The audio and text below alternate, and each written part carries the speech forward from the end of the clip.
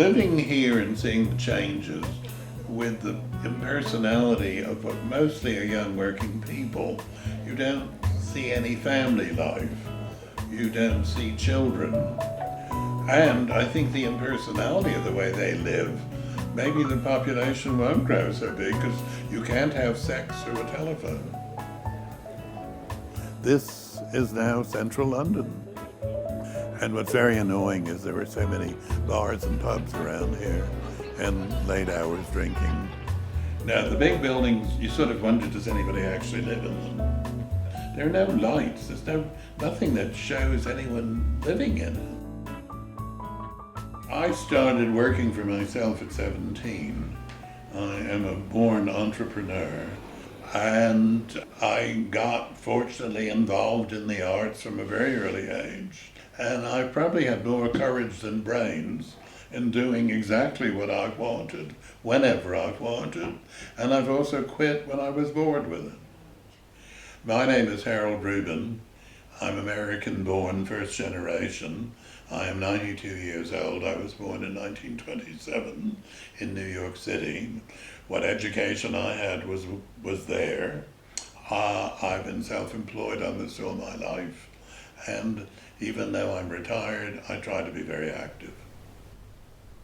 We lived at the top of the Bronx in an area that weren't very welcoming to Jews when we first moved in there, and so on. And I experienced some pretty awful things as a child, which is unfortunately what one is seeing here now, with attacking people and being abusive and insulting to them.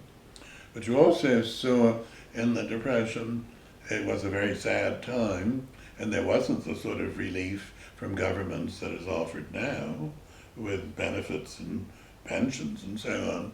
But people helped each other then, which they don't do now. Thanks to supermarkets, all these individuals that used to be so good at serving people have been driven out of business. They seem to hide the fact that how many people are not working. Think of the enormous numbers of people that are in London that are homeless. Do you have any idea of how many there are? Well, I met somebody from Shelter, and he told me it's 70,000. The changes around here, this has become such a fashionable, trendy neighborhood. But where have the people gone that used to live here, that used to pay cheap rents? I mean, I can imagine, since this building has existed for nearly 200 years, what it used to cost to live here, as opposed to what it costs now. Where are those people? Where are they driven to? And what are they doing?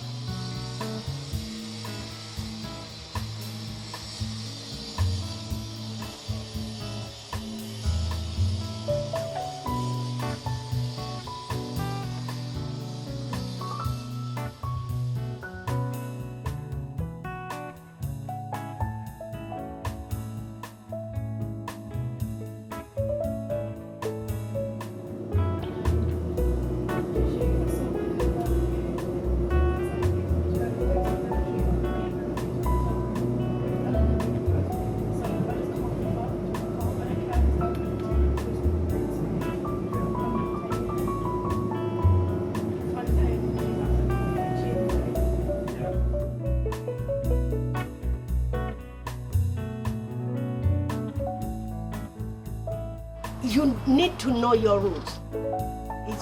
It's something you have to do, because when you know where you're coming from, it gives you more confidence to be able to go forward. My father was a Muslim and my mom was from a staunch Christian background. I have got a Muslim name, which is Risika. I've got a Yoruba name, which is Olayinka. And I have got a Christian name when I got baptized, Antonia, and I use that. I'm known as Antonia Foledi. I've lived in Hackney for 52 years. And I came to Hackney because I got married and my husband was living in Hackney. I originally came from Lagos, which is Nigeria, and I came as a student. For girls to come on their own, it was not something that was done. Either you come with a husband, that the husband is coming and you come, but on your own, it wasn't something that is done. I was lonely. I was homesick. I lived in an extended family, so I wanted a child of my own as soon as I got married. And after, I was able to go out and get a job, but the job that I got hasn't got anything to do with journalism. But journalism is still in my blood. I do a radio show, I do some things, I love it. Because anything that you learn cannot be wasted. I'm really sad of the state of media in this country today.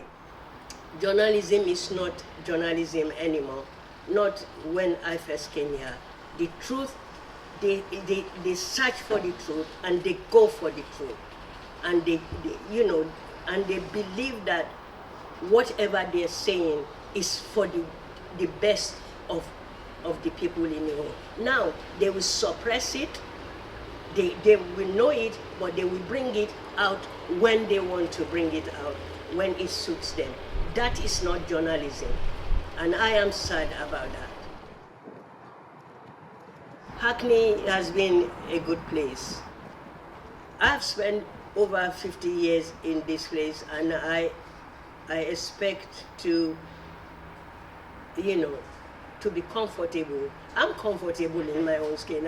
I know what I want because I know who I am and I know whose I am. So that doesn't, but there are people, who still feel, not belong, and that shouldn't be that. There has been changes. Now you can walk through Hackney and we see, multiplicity of different, cultures with food. So that is another. The only thing when I first came, apart from that, is in the streets, the only thing you could see is fish and chips. And on Friday night, everywhere, it's as if everybody comes out to have fish and chips. But now you can have anything that you like. That is, I love it. You could have from Turkish to anything you want to, Nigerian food, Congolese, Thai food. That is, and it shows the diversity of Hackney. It's like a world of its own. Everything that is there to me is here. My children are here, my grandchildren. I love this place. I know my way around. Gentrification, I think, yes, it is good to move forward. I'm not against it, but it has to have a balance. Community needs to have input because it is going to affect them.